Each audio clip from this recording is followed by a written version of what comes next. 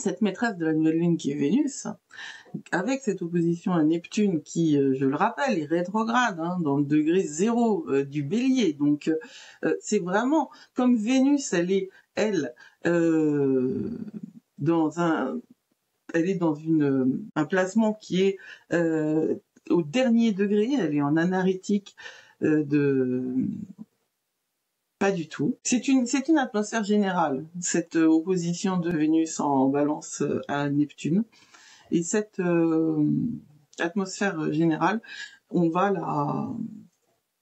la ressentir et on va l'utiliser pour avoir une perception plus claire et authentique de nos relations. Et je pense que c'est vraiment ce dont nous avons le plus besoin.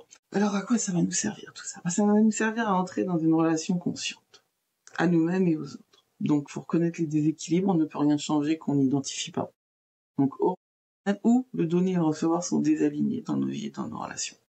Il faut aussi prendre responsabilité. Ça c'est vraiment terrible. Prendre responsabilité. Assumer notre part dans la co-création des dynamiques auxquelles nous participons.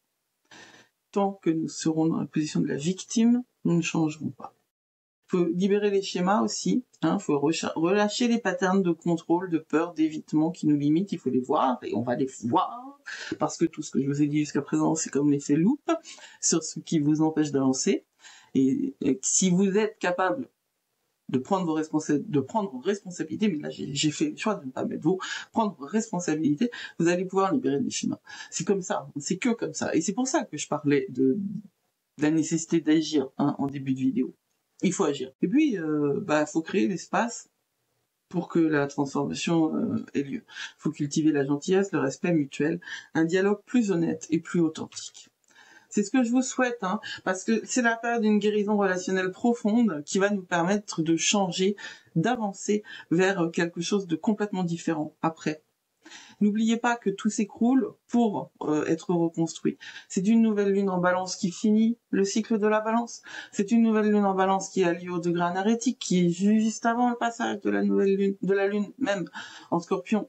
La veille du passage du soleil en Scorpion, ça nous ouvre ces portes vers une guérison relationnelle profonde qui va s'opérer en vérité dans l'énergie alchimique du Scorpion.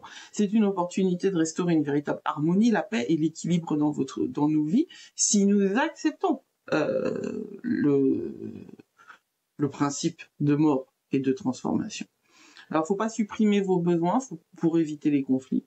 Il faut créer un véritable espace de connexion authentique. Il faut honorer vos besoins et ceux des autres sans vous perdre dans le processus.